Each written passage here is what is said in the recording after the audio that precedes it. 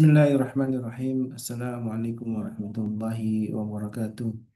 Waalaikumsalam warahmatullahi wabarakatuh. warahmatullahi wabarakatuh. Alhamdulillah nahmaduhu wa nasta'inuhu wa nastaghfiruh wa na'udzu billahi min shururi anfusina wa min sayyiati a'malina. May yahdihillahu fahuwal muhtadi wa may yudlil falan tajida lahu waliyyan mursyida. Asyhadu an la ilaha illallah wahdahu la syarika lahu wa asyhadu anna Muhammadan abduhu wa rasuluh alladzi la nabiyya wa la rasula ba'dah. Allahumma salli wa sallim wa karim ala sayyidil anbiya'i wal mursalin nabiyina al-karim Muhammad wa ala alihi wa sahbihi wa man ittaba'ahum bi ihsanin ila yaumiddin amma ba'du.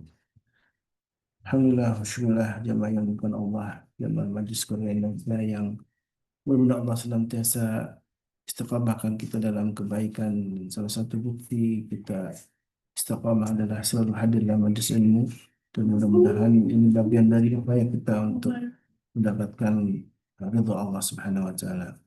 Tentu kebersyukuran inilah yang hingga saat ini kita rasakan. Allah Subhanahu wa taala masih memberikan kita kesehatan, masih bisa memberikan kita nikmat waktu luang, dan juga tentu nikmat iman dan Islam jadi nikmat paling besar yang harus kita syukuri. Salat dan salam tentu senantiasa kita haturkan kepada Nabi kita baginda Rasulullah SAW, juga untuk keluarga beliau dan para sahabatnya.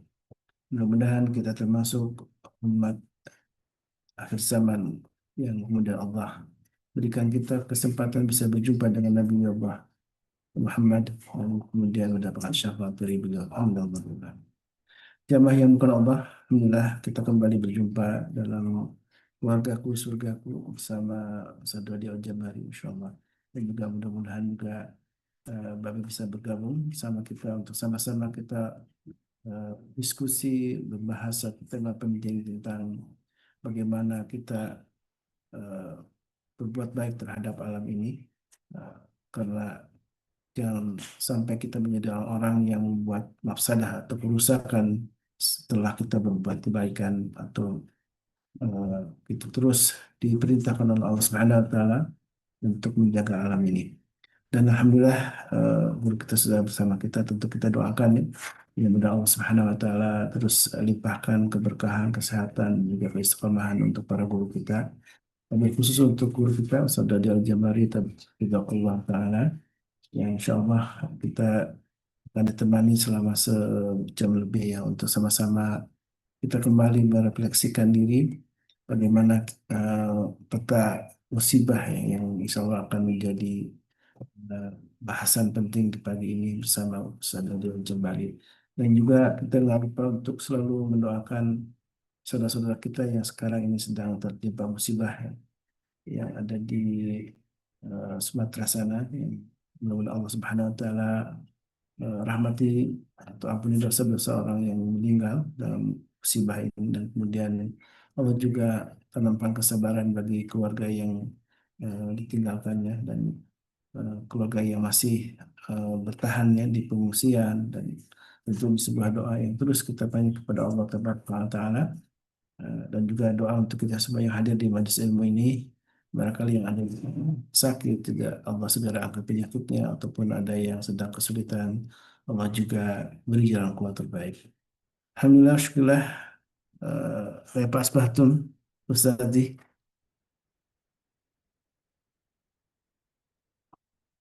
Bikhair, alhamdulillah. Bibarakatillahikum. Masya Allah. Masya Allah, alhamdulillah.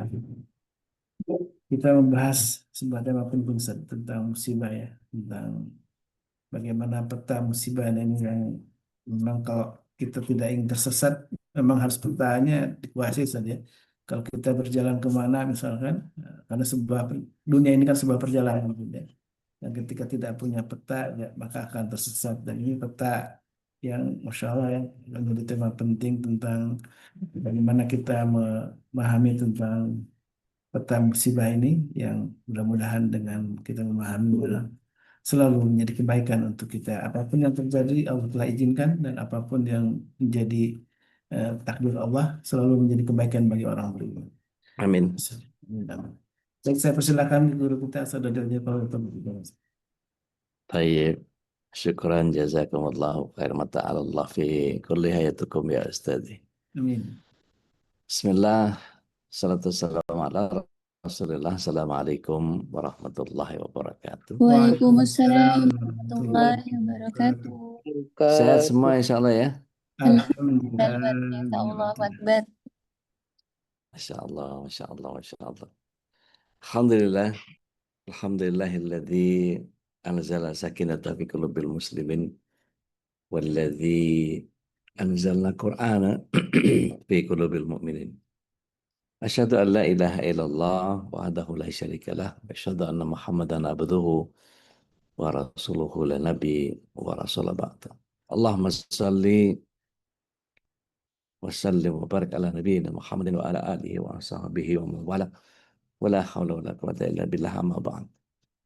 Bapak Ibu yang dirahmati Allah SWT, tentu kebersyukuran adalah sebuah keniscayaan, dan salawat serta salam semoga senantiasa tercurah ke hadirat Rasulullah SAW, berikut para keluarga, sahabat, dan para pecinta risalah dan syariat beliau hingga akhir zaman. Mudah-mudahan kita yang hadir pada kesempatan pagi hari ini bisa menjadi bagian dari golongan orang-orang yang mendapatkan syafaat beliau pada akhirat.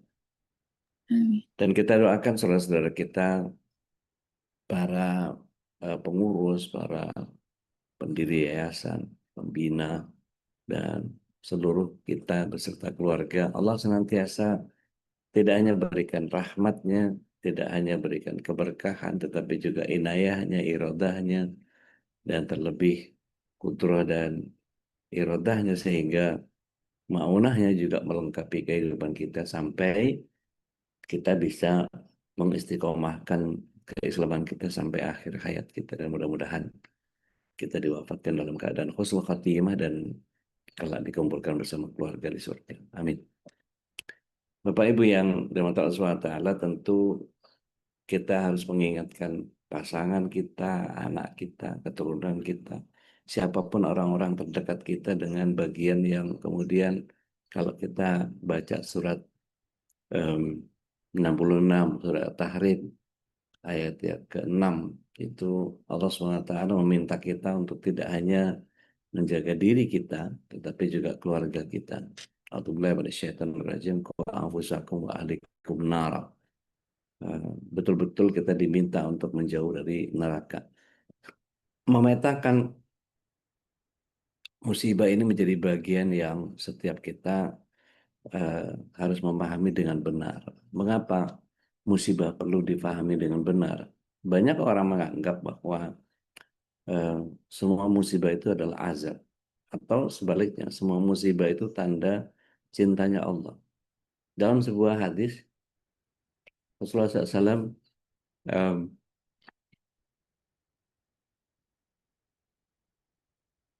menyatakan bahwa inna ilaha ida ahabba kauman ibtalahum faman radiya falahu ridha wa man sakhita falahu sukut.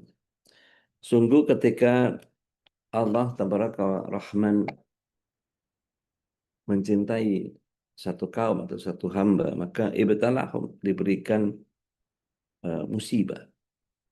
Kemudian di situ disebut bahwa barang siapa yang ridha, maka Allah ridha. Tapi barang siapa yang marah, Allah lebih marah kepadanya.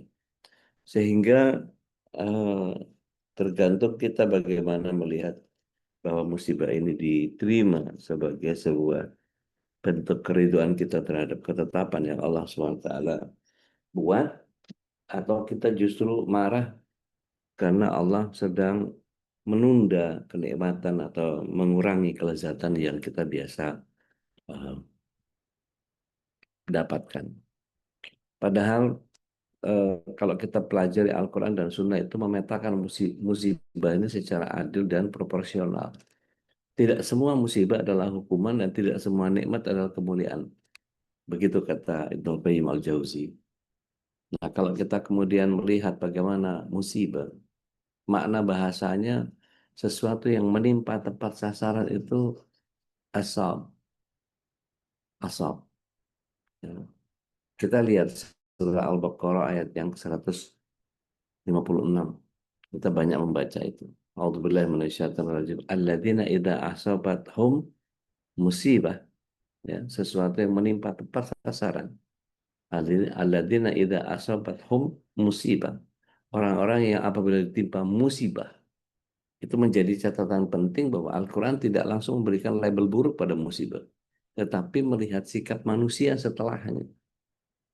Imam Al-Qurtubi menjelaskan bahwa musibah ini adalah sesuatu yang menyakiti jiwa, raga, dan harta orang yang dicintai, baik yang kecil maupun yang besar. Kemudian bisa juga dianggap sebagai bala. Al-bala itu ujian. Kalau kita lihat surah Al-Mulk ayat yang kedua, ini sering menjadi andalan eh, saya, terutama kalau kemudian ingin menyadarkan banyak orang bahwa Allah memang begitu. Yang harus muncul dari kita adalah sikap terbaik. Respon spontan yang paling cepat muncul dari kita itu harus yang terbaik. Jadi ketika Allah SWT menyatakan a'udzubillahi minasyaitonirrajim alladzi khalaqal mauta wal hayata liyabluwakum ayyukum ahsanu amala wa huwal azizul ghafur. Jadi ketika kita memahami bahwa Allah lah yang menjadikan kematian, Allah lah yang menjadikan kehidupan. Ada orang yang diselamatkan, Allah tuh punya kerjaan. Ada orang yang diwafatkan, Allah tuh punya kerjaan. Sehingga ketika kita memahami bahwa dia memang Allah maunya begitu, terus kita mau apa? Kalau kita tidak menyikapinya dengan kebaikan, maka di ayat itu ada hadis yang relate dengan apa yang Rasulullah SAW sampaikan di ayat itu. Ajaban fi amri mu'min, menakjubkan urusan orang beriman ketika dia ditimpa musibah, dia bisa sabar dan sabarnya akan jadi kebaikan.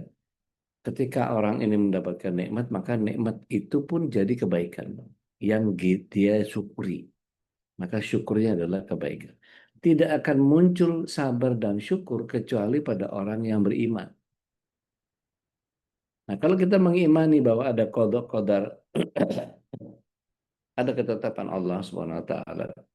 Rasulullah SAW menyatakan 50.000 tahun sebelum kejadian itu sudah didesain oleh Allah Subhanahu wa taala. Jadi memahami bahwa Allah ini Sang Maha Prakayasa adalah bagian keimanan yang harus mutlak ada pada kita.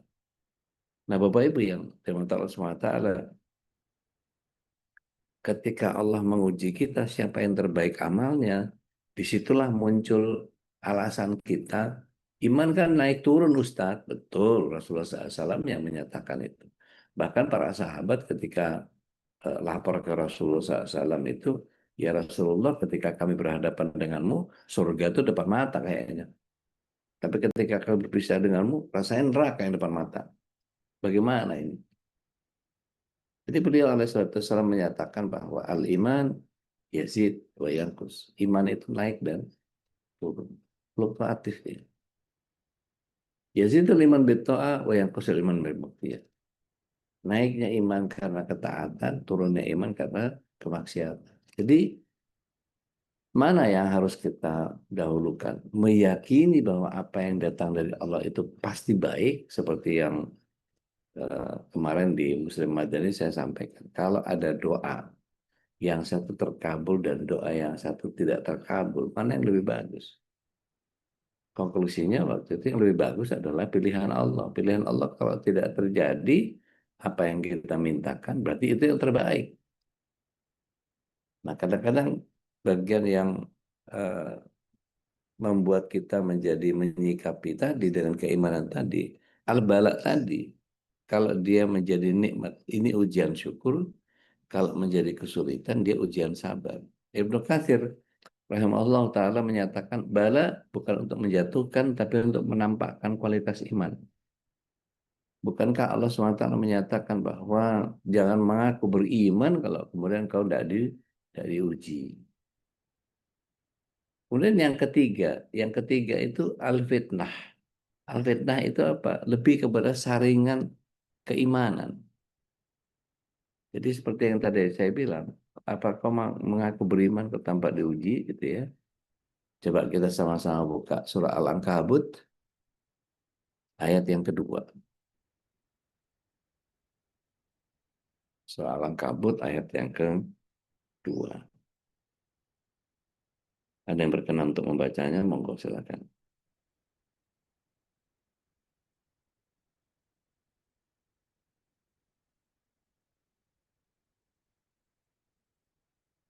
Ada? Izin udah.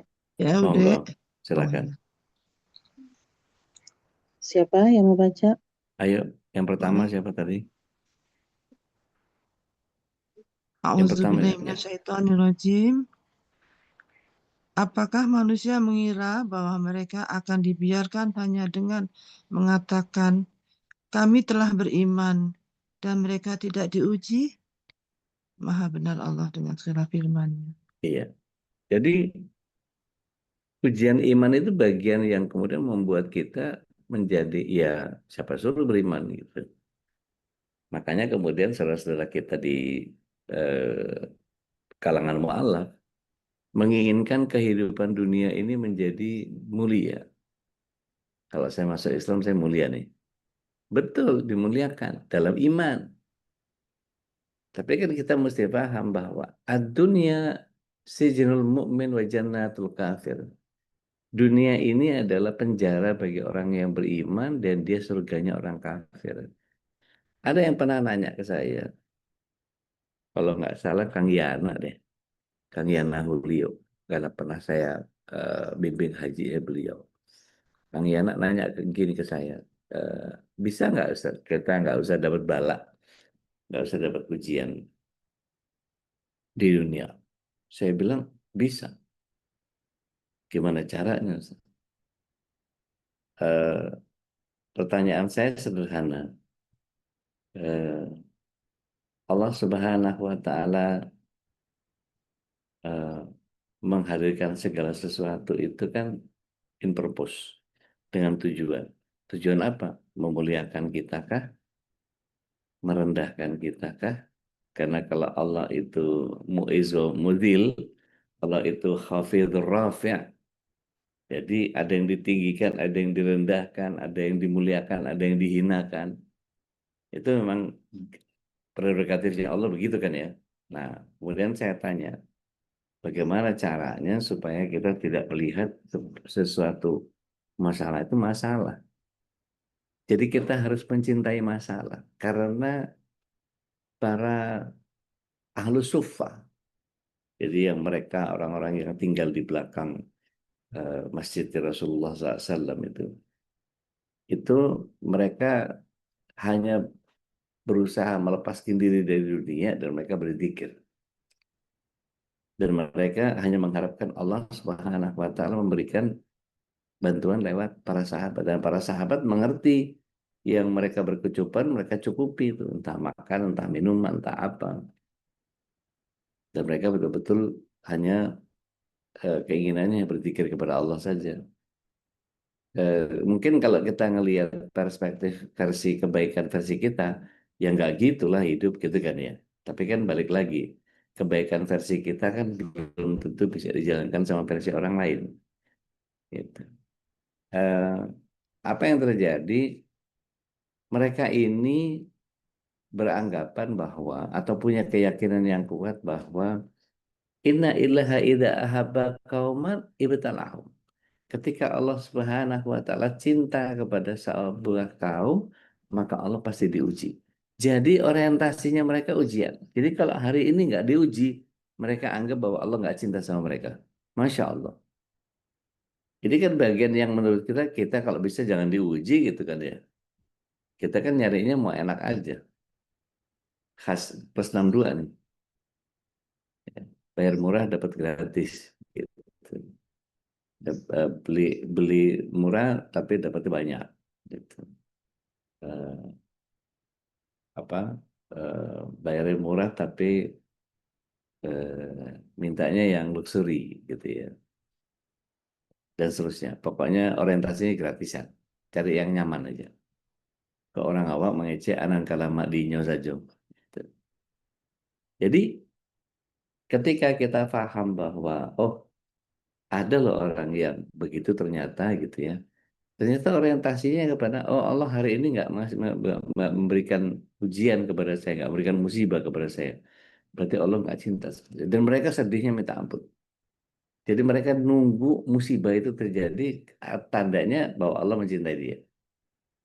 Jadi orientasinya beda, nyarinya musibah, gitu ya. Beda sama kita yang nyari enak. Nah, Bapak Ibu yang dirahmati Allah SWT, kalau kemudian kita lihat fitnah ini adalah sebuah proses pemurnian, seperti emas yang dibakar, itu supaya tampak kualitasnya. Jadi terpisah sendiri dia. Nah, ada yang disebut terminologinya dengan azab. Al-azab ini lebih kepada hukuman. Coba kita lihat surah Al-Anfal, surat yang ke-8, ayatnya yang ke-25. Ada yang berkenan untuk baca? Monggo, silakan. Ya, kita sama-sama melihat apa yang Allah SWT hadirkan. Ya udah izin. Mangga, Dan Al-Anfal ayat berapa udah? 25, 25. 25. Mangga teh. Auzubillahiminasyaitonirrajim. Dan peliharalah dirimu dari siksaan yang tidak hanya menimpa orang-orang yang zalim saja di antara kamu. Ketahuilah bahwa Allah sangat keras siksanya. Riyadzubillah.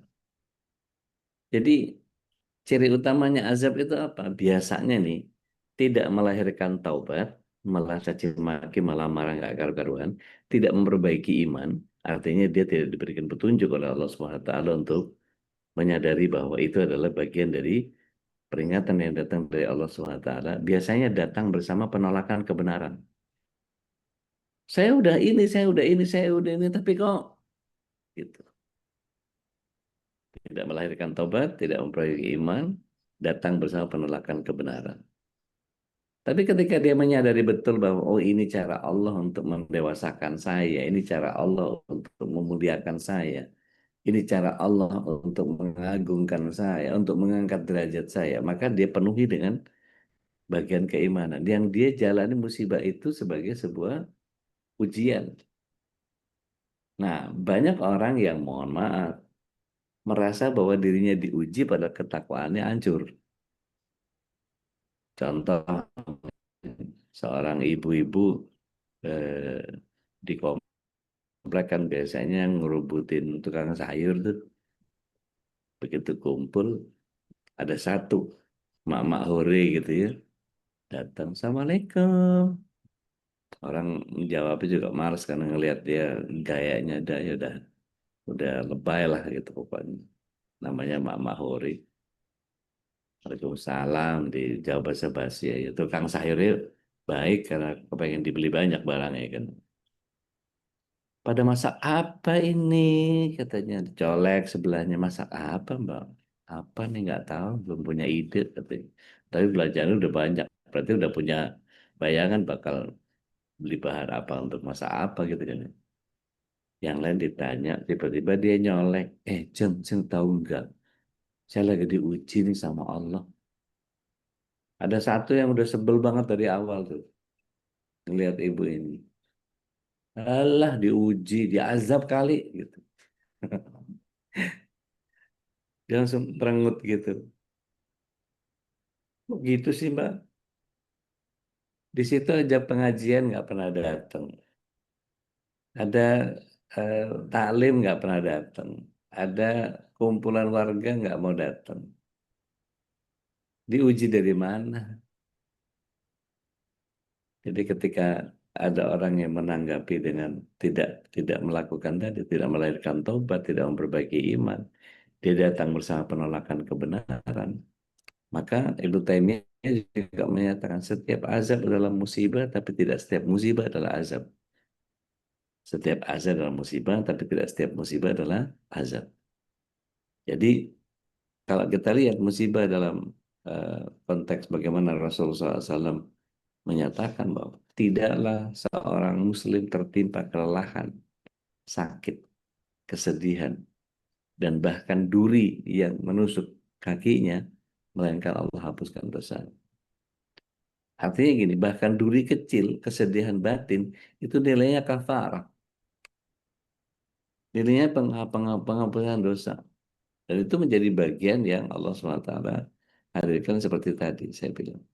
Kalau musibah itu sebagai tanda cintanya Allah, Tabaraka Rahman, maka tadi yang saya bilang, jika Allah mencintai satu kaum, Allah menguji mereka.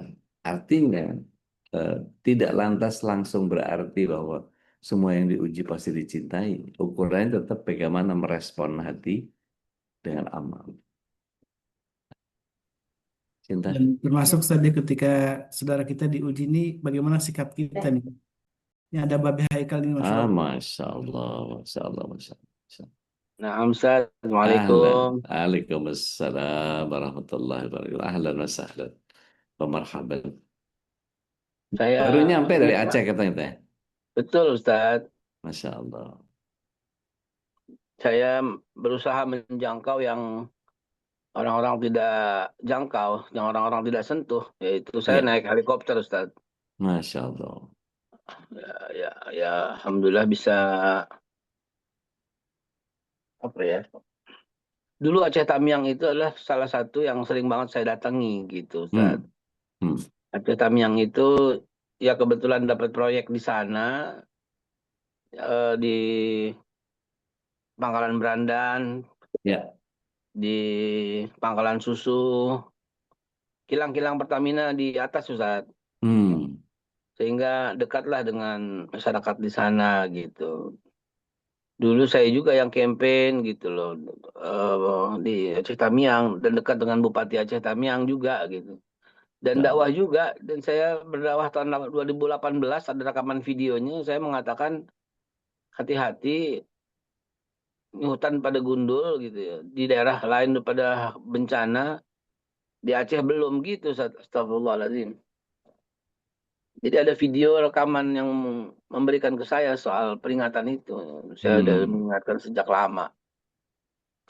Tapi Ustadz, yang kita bahas hari ini adalah mungkin dalam kesempatan lain saya cerita bagaimana suasana di sana. Tapi buat di rumah tangga seperti yang topik sesuai dengan judul ini, Ya. Ketahuilah bahwa kita perlu sedikit memahami tentang apa yang tadi Ustaz sampaikan para sahabat sekalian tentang qada dan qadar yang diawali kata orang dari hujan. Tapi kalau kita lihat ayat hujan, silahkan cari hujan, pasti kalimat hujan itu matar itu udah biqadrin. Ya. Artinya pasti Allah menurunkan hujan sesuai kadar. Ya. Nggak ada hujan ekstrim. Kok di sana gerimis? Karena memang mereka butuhkan gerimis. Di sana hujannya gede. Yang mereka butuhkan tuh hujan gede. Jadi memang Allah taker sesuai dengan ketepatan. Cuman masalahnya adalah zaharal fasadi fil barri wal bahri bima kasabat aydin nas. Sudah tampak kerusakan di muka bumi ini karena manusia. Perbuatan Jadi manusia. tangan manusia yang bikin Ya. seperti itu. Udah 100% nggak usah pakai penelitian, nggak usah pakai penyelidikan, Ya. pakai hati nurani aja. Ya. Jadi kalau dihubungkan apa boleh buat, ini kan takdir Allah. Seolah-olah Allah itu kejam gitu. Padahal ma asabaka min hasanatin fa min Allah wa ma asabaka min sayiat fa minan nafsik. Apa yang datang kepada kamu kebaikan itu dari Allah. Ya. Dan apa yang datang kepada kamu musibah, ma asabaka min sayiat, keburukan, fa minan nafsik. Allah sudah katakan itu pasti dari kamu. Ya. Seolah-olah Sahih. bukan dari saya dong gitu ya. Ya. Soalnya bukan Ya. dari saya, ngapain salahin saya dong kalau kata orang Ya. Betawi. Kalian yang tebang kok nyalahin saya gitu. Ya. Bahkan hujan Jakarta itu selalu 70 tahun yang lalu udah didesain sama Allah SWT jatuh di iya, tempat Ustaz. itu kan. Jakarta dulu kan nggak banjir. Ya. Kapan Jakarta banjir? Sejak rawa-rawa itu jadiin rumah kan Perkotaan gitu. dia. Rawa bangke, rawa buaya, rawa gelam, rawa belong, rawa badak, itu semua kan rawa namanya. Rawa ya Ya. buat penampungan gitu. Ya. Semua kebun-kebun itu kan diambilin, kebun nanas, kebun pala, kebun kacang. Itu kan semua kebun memang diambilin kok gitu. Iya. waduk danau, danau Sunter, danau Cijantung, danau Ciracas, danau itu kan di pinggiran Jakarta itu buat nampung. Ya. Danau Cijantung, danau Cimanggis, danau Ciracas, danau Cici itu kan isinya kan danau kan sekarang semua jadi komplek gimana nggak banjir Iya. gitu kan. Jalan-jalan yang sungainya gede-gede kamu kecilin gimana nggak banjir jadi komplek perumahan jadi mall. Jadi memang Allah dibuat perfect kan Allah maha Iya. sempurna gitu. Sunatullahnya Nah, gitu. ketika kejadian itu kita mengatakan qadarullah, ya benar, tapi ente pelakunya gitu. Iya. Kalau saprimanya jalan di situ ya, Ben? Lebih Ustaz. Seorang suami istri bercerai, apa boleh buat? Ini qadarullah. Gimana qadarullah? Lo Ente yang bikin kasar kok sama masalah, bini lo iya. gitu. Lo Benar. KDRT kok sama bini lo gitu. Lo sering ngerjain sesuatu yang bini lo nggak suka kok. Lo umpetin kok duit gitu. Lo pelit kok. Lo sama orang royal sama keluarga enggak. Gimana nggak cerai gitu. Iya. Terus tahu-tahu Allah yang disalahin Ustaz. Kacau. Dia anaknya nggak sholat, anaknya maksiat, anaknya apa? Ya memang hidayah itu kan nggak pilih-pilih ya. Jadi ya memang begitulah. Lah, lu yang nggak ngajarin anak, lu kenapa lu salahin Allah sih? Kurang Ya ajar banget mulutnya. salam. Ya, ya, ya, Lu ya. nggak didik anak lu. Waktu lahir baru awal fitrahnya itu lah kullu maulin yuladu alal fitrah. Ala Bener. fitrah. Nah, Gara-gara lu nggak pernah didik, kenapa lu yang nggak bisa ngedidik Allah yang lu salahin gitu. Nah, kebanyakan tuh kekacauan begitu. proses berpikir. Ya. Kacau proses Kebanyakan berpikir. begitu gitu loh. Seorang istri juga gimana nih? Saya udah qadarullah kan, udah cerai kan, semua udah di tangan Allah. Hah? Kenapa Allah lu salahin sih gitu kan? Lu yang curhat sama orang lain, lu yang berteman sama orang lain, lu yang akrab sama orang lain gitu. Lu suka banding-bandingin laki lu suka nggak terima, lu suka begini. Kok tiba-tiba udah begini Allah lu salahin gitu. Jadi memahami memang ada qadarullah di sana. Memang ada Allah penentu semua. Memang atas izin Allah Subhanahu wa taala. Tapi kan ada kausa ini ada perimanya, Kuasa primanya. ada apa namanya? Asbabnya gitu. Dan asbabnya itu kalian gitu. Sekarang gini aja deh. Kenapa Nabi Muhammad ya yang diangkat sebagai Rasulullah ya? Gitu kan. Coba kalau Anda yang peminat sejarah, memang ada yang lebih peduli dari kaum orang yang ada di Mekah pada waktu itu selain beliau gitu kan. Kenapa Nabi Ibrahim yang diangkat ya? Balik lagi deh. Memang ada yang melawan Namrud pada waktu itu selain Ibrahim yang mau bertauhid selain memang ada gitu. Kenapa Musa ya yang diangkat sebagai rasul ya? Loh, emang ada yang berani sama Firaun kalau bukan dia gitu kan. Jadi nggak ujuk-ujuk gitu loh. Iya. Nggak ujuk-ujuk banget, sangat nggak ujuk-ujuk banget gitu loh. Dan nggak ada juga yang ujuk-ujuk tiba-tiba gitu ya. Coba kita perhatikan. Kenapa ya? Kenapa kenapa Iya. ini diangkat jadi rasul ya? Nah kalau kita lihat memang jahiliyahnya kayak begitu. Tapi ada satu orang yang selalu nangis sama Allah. Selalu naik ke puncak gunung. Selalu dipikirin kenapa nih, gimana caranya nyelamatin umat saya ya. Gimana caranya nyelamatin ini mereka ya mereka. Itu cuma satu namanya. Namanya Muhammad bin Abdullah bin Abdul Muthalib gitu. Sehingga sesuatu pasti ada sebabnya gitu. Sesuatu pasti ada ininya, ada ceritanya, ada asbabun nuzul, asbabul wurud, ada kausa primanya. Jadi apa yang saya sampaikan tentang kemampuan, ketangguhan, kehebatan, kemahabesaran, kepenentuan, kemahasegalanya Allah itu memang ada di atas segalanya. Namun Allah Subhanahu wa taala tidak pernah berbuat zalim. Allah tidak pernah berbuat zalim. Mengapa ada siksa? Ya memang begitu dong, masa iya? Kalau nggak ada siksa justru tidak adil di situ. Iya. Tapi jangan lupa ayat-ayat yang feminisme dan ayat-ayat yang maskulin berbeda jauh komposisinya. Silahkan nih Bapak Ibu sekalian, saya nggak buka supaya ada keilmuan lagi, saya nggak cerita, tapi silahkan. Setelah ini ditutup, Anda lihat 99 Asmaul Husna. Anda lihat mana yang ayat-ayat feminis dan mana ayat-ayat yang maskulin, sehingga tahu persis gitu loh. Bagaimana lembutnya Allah Subhanahu wa taala. Yang maha sabar, maha penyantun, maha pengampun. Lihat ada berapa. Dan yang maha keras siksanya ada berapa. Dan Al-Quran pun demikian. Lihatlah semua. Sehingga apa? Memang disediakan buat orang yang ngelawan, yang ngebangkang gitu. Bukan memang aslinya memang Allah sediakan. Karena dasar dari segala dasarnya adalah pasti yuridullah bikumul yusra Isra. wala yuridu bikumul usra. Isra. Yang Allah kehendaki itu kalian mudah, kalian happy, kalian senang, kalian gembira. Wala yuridu bikumul usra.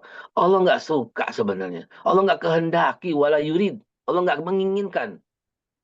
Ya, bikumul usra, pada kalian itu ada kesulitan, ada kesialan. Itu Allah nggak ingin sebenarnya, tapi ya kalian sih yang bikin, gitu kurang lebih Ustaz. Luar biasa.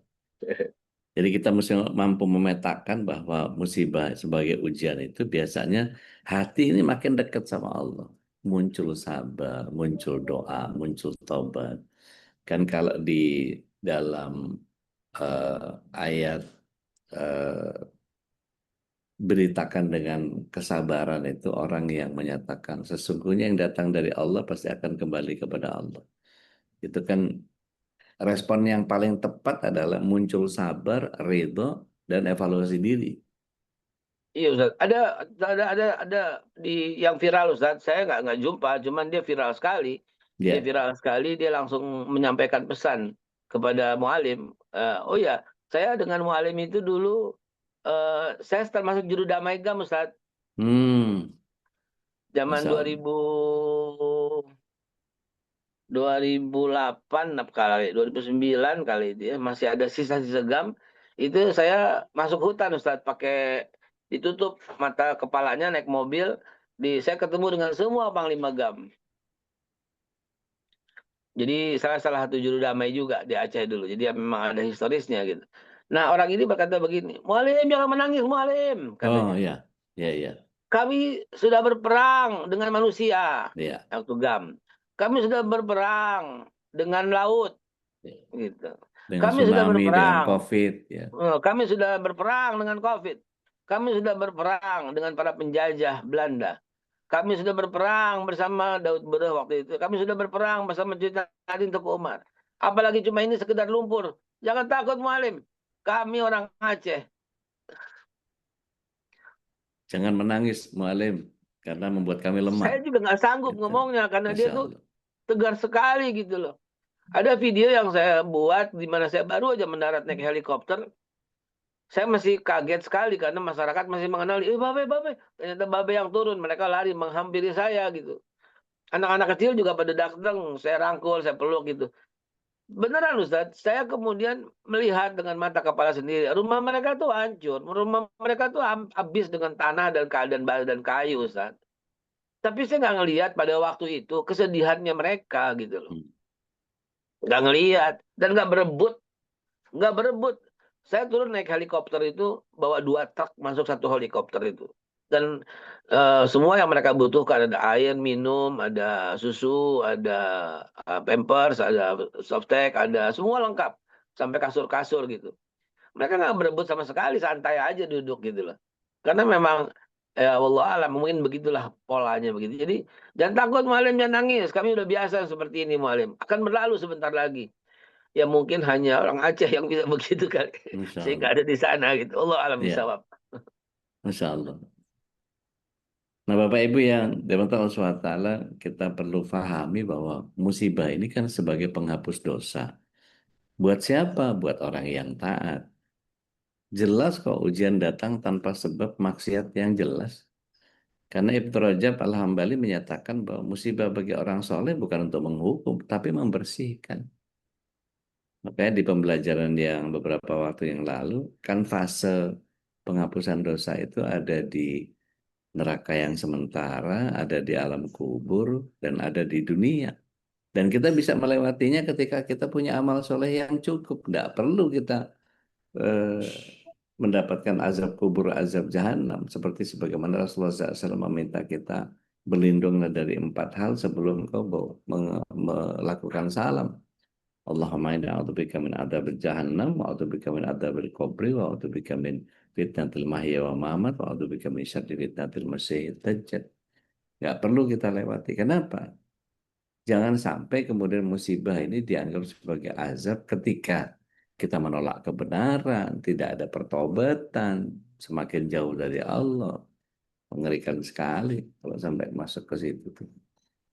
Karena nanti bisa kita lihat di Al-Mu'minun ayat 76 tuh. Wah, itu ngeri banget. Makanya sikap ideal kita sebagai seorang mukmin jangan tergesa memberi label.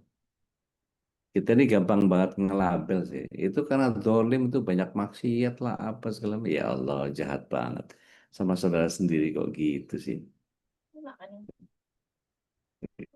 Kadang-kadang Nah, Ustaz, Fadl. sedih juga, Be. Lihat orang punya hasad, punya kebencian terhadap saudaranya sendiri itu jadi Iya, gimana ya?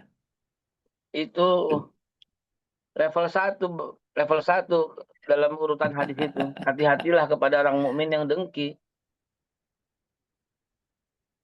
Setelah itu baru orang munafik yang mengganggu. Setelah itu baru orang kafir yang memerangi. Setelah itu baru seterusnya. Tapi nomor satu, ranking satu, Ya berhati-hatilah Allah, kepada orang mukmin yang mendengki ya Rob. ya Allah. Kan kalau di bagian kontemplasinya kan introspeksi sebelum menilai orang lain tuh Umar bin Khattab juga pesan kan, Be. Hisablah dirimu sebelum kamu Cukup. dihisab. Nah, Ustaz. Nah, Ustaz. Kita ngobrol sama jamaah ya, Be. Tapi Fadl Ustaz, yuk kita Kita asyik-asyik dengan jamaah. kita buka berbagi rahmat, kita balikin dulu ke Ustaz Khalis. Tafadhol Maskur Ustaz. Masya Allah, tabarakallah, alhamdulillah, wasyillah. Jazakumullah khairan katsiran Bapak Haikal dan juga guru kita Ustaz Dodi. Mudah-mudahan jadi inspirasi untuk kita semua ya. Amin ya Maulana. Silakan Amin. waktu untuk saling mungkin berbagi rahmat, untuk bertanya barangkali ada yang ingin disampaikan. Dan ini ada informasi menarik juga ya, insya Allah tanggal 25 Desember kita ada apa namanya tasyakuran MKI deh. Kalian juga untuk khitatan massal di rumah Babe Haikal nih, rumah Betah. Allah. Mudah-mudahan Babe bisa hadir juga, Be. Hadir insya Allah. Bismillah. Mudah-mudahan nggak ada tugas. Dan silakan jamaah yang ingin berbagi kebaikan berupa harta, tenaga, ini kita sangat membutuhkan ya, karena memang dari target yang kita butuhkan nih, Bes, 25 juta nih untuk bisa menyelenggarakan kegiatan khitan untuk 30 orang ini ya. Insya Allah ini Insya Allah. mungkin banyak nih. Mungkin kolega Babe bisa dicolek-colek juga nih, Be. Yap. Ready. Insya Allah nanti karena sangat membutuhkan, masih belum memenuhi target minimal untuk kegiatan ini, dan insya Allah ini apa namanya donasi kita masih buka, alhamdulillah ya, menjadi ladang amal untuk kita semua, dan insya Allah baik. Kemudian silakan. Waalaikumsalam. Waalaikumsalam. Silakan Teh Dian. Bangga. Masih mute ininya. Tadi ada yang manggil tuh. Iya nih. Kemudian dari Bekasi. Mangga Teh. Waalaikumsalam warahmatullahi Waalaikumsalam Warahmatullahi wabarakatuh. Ude, apa Siap. mau nanya surat Al-Baqarah ayat 155 itu pasti akan menguji kamu dengan sedikit ketakutan. Sampaikanlah kabar gembira kepada orang-orang yang sabar. Ya. Maksudnya sedikit ketakutan, kelaparan itu? Ya, sedikit ketakutan, sedikit lapar, sedikit itu, sedikit. Kan nggak seluruh hidupnya dibikin lapar. Dikit aja. Kadang-kadang dibikin lapar, kadang-kadang dibikin sedih, gitu. Coba ini pakai ini nih. Sekarang Jadi kadang-kadang, udah ya. kedengeran. Suara saya kedengeran nggak? Kedengeran. Itu bagian di mana ketika Allah memberikan satu gambaran bahwa Allah melibatkan makhluk di dalam menghadirkan itu semua.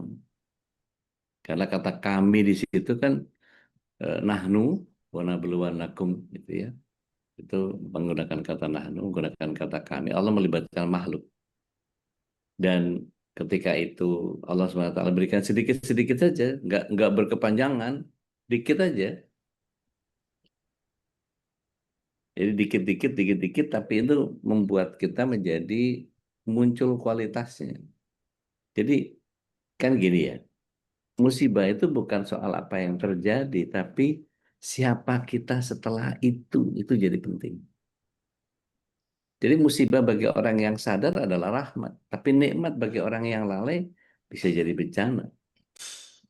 Jadi musibah tidak selalu menjatuhkan, kadang dia datang untuk mengangkat kita ke derajat yang tidak bisa dicapai oleh amal-amal yang biasa. Ada satu hadis bilang gini,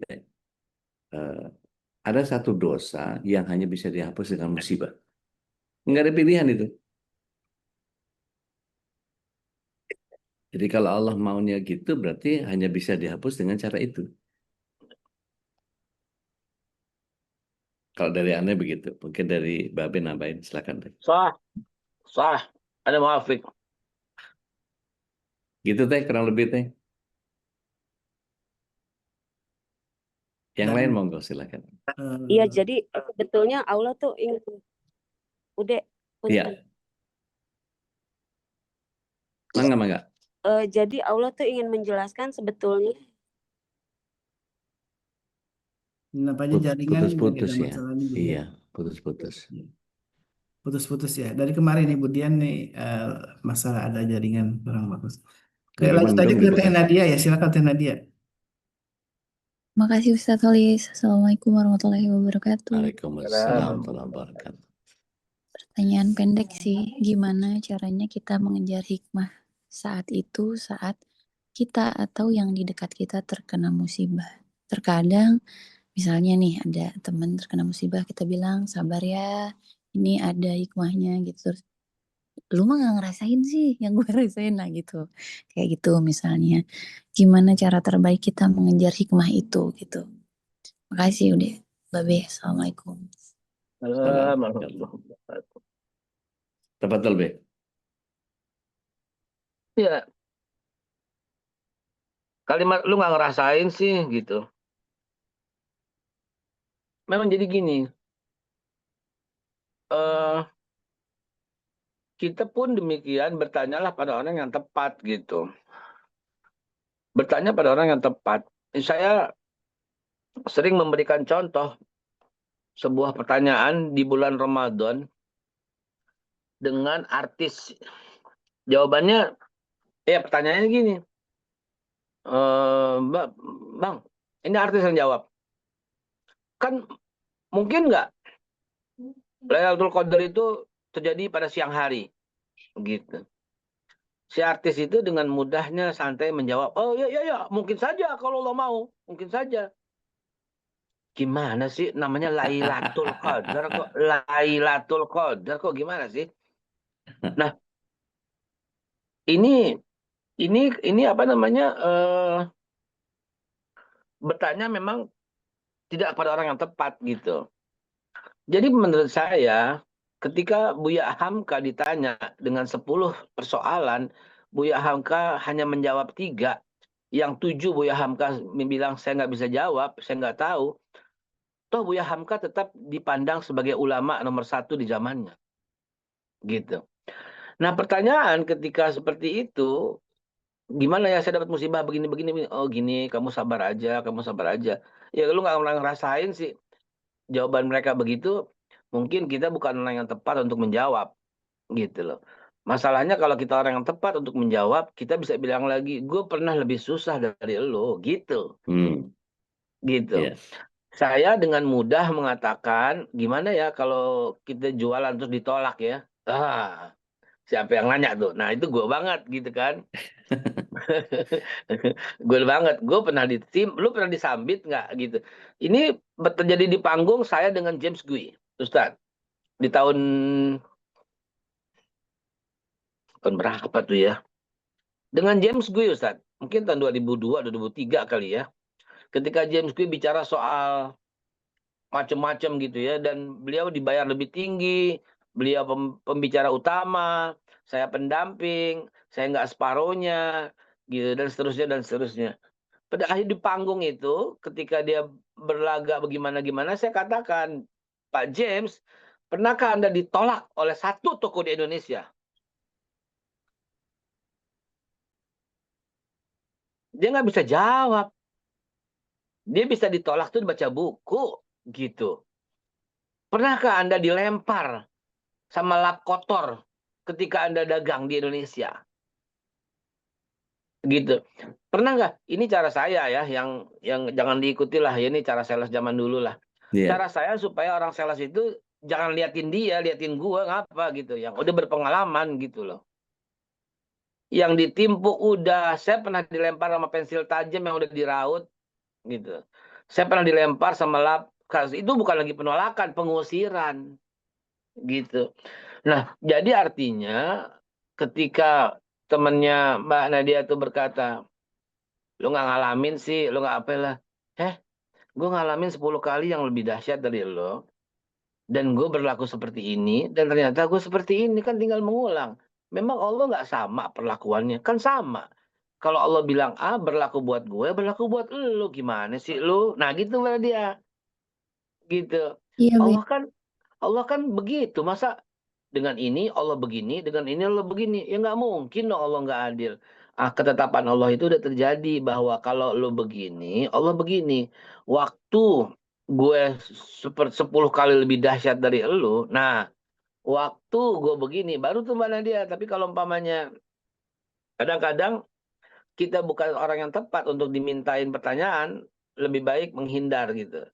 Aduh, kita sama-sama belajar.